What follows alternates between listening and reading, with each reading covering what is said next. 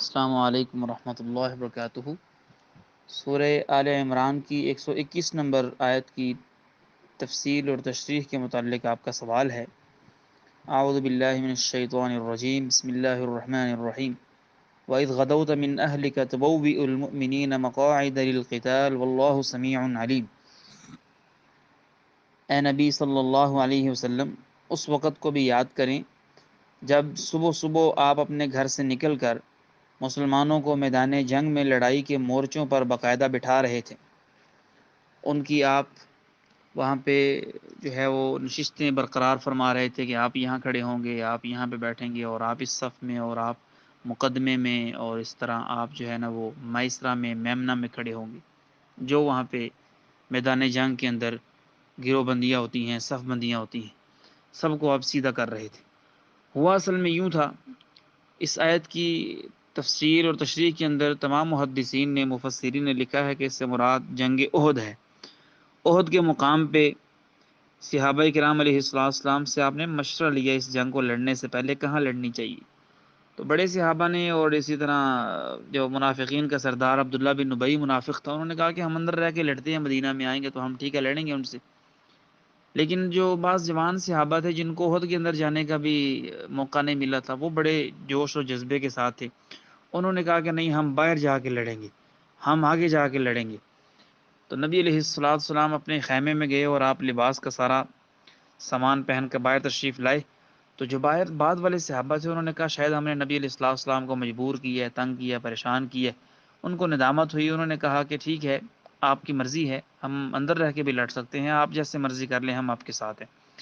تو آپ نے وہاں پہ فرمایا کہ کسی نبی کو یہ اس بات کی اجازت نہیں دی گئی کہ وہ لباس جو ہے نا وہ پہن لے جنگ والا اور پھر اللہ کی اجازت کے بغیر اتار دے۔ اب میں نے پہن لیا ہے، اب میں اللہ کی اجازت کے بغیر نہیں اتار سکتا، جنگ لڑے بغیر میں نہیں اتار سکتا اس کو، لہٰذا ہم باہر جا کے لڑیں گے۔ چنانچہ مسلمان 1000 کی تعداد میں روانہ ہوئے، جو ہے وہ مدینہ سے لڑنے کے لیے احد کے مقام پہ آئے۔ تو وہاں پہ آگے 3000 کا لشکر تھا مشرکین کا، تو 300 کے قریب جو ہے وہ تقریباً یہ اس سے زیادہ کچھ منافقین کے سردار عبداللہ بن ابی نے پیچھے بلوا لیے واپس کہ ہم نے واپس جانا ہے، ہم نہیں لڑیں گے۔ اس نے کہا کہ ہماری رائے کو مانا ہی نہیں گیا، ہم نے اتنے بڑے، ہم سردار قسم کے بندے ہیں، ہم نے رائے دی کہ ادھر رہ کے لڑو، لہٰذا ہماری بات نہیں مانی گئی تو خواہ مخواہ جان دینے کا کیا فائدہ ہے۔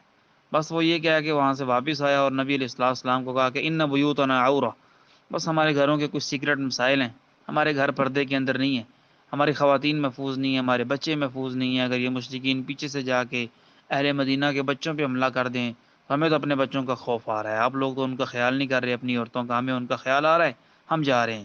قرآن نے کہا وما ہی بعورہ، ان کے گھروں کے کوئی سیکرٹ مسائل نہیں ہیں، کوئی پرسنل مسائل نہیں ہیں، کوئی ان کے گھر جو ہے نا وہ بچے اور عورتوں کے مسائل نہیں ہیں۔ این یریدون الا فرارا، یہ تو بس جنگ سے فر و فرار ہونا چاہتے ہیں، بھاگنا چاہتے ہیں، جنگ سے جان چھڑانا چاہتے ہیں۔ تو نبی علیہ السلام کو اللہ تعالیٰ فرما رہے ہیں کہ آپ اس وقت کو یاد کریں کہ آپ ان 700 صحابہ کو، جو ان 300 کے جانے کے اوپر بھی شکستہ دل ہو گئے تھے، ظاہر بات ہے انسان ہے، تعداد زیادہ ہوئے تو خوش ہوتا ہے، تعداد کم ہوئے تو یہ تھوڑا سا پریشان ہوتا ہے، تھوڑا سا حیران ہو جاتا ہے، تھوڑا سا خوف والا ہو جاتا ہے۔ یہ انسان کی نیچر میں اللہ تعالیٰ نے رکھا ہوا ہے، چاہے توکل اعتماد جتنا مرضی اللہ پہ کر لیں، لیکن وقتی طور پہ انسان کو دھچکا ضرور لگتا ہے۔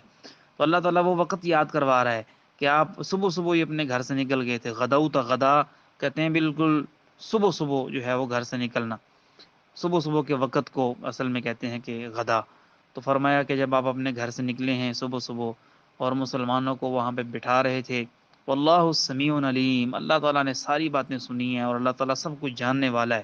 بالکل اللہ تعالیٰ تو سینے کے رازوں کو بھی جاننے والا ہے، سینے کے اندر آنے والے خیالات کو بھی جاننے والا ہے۔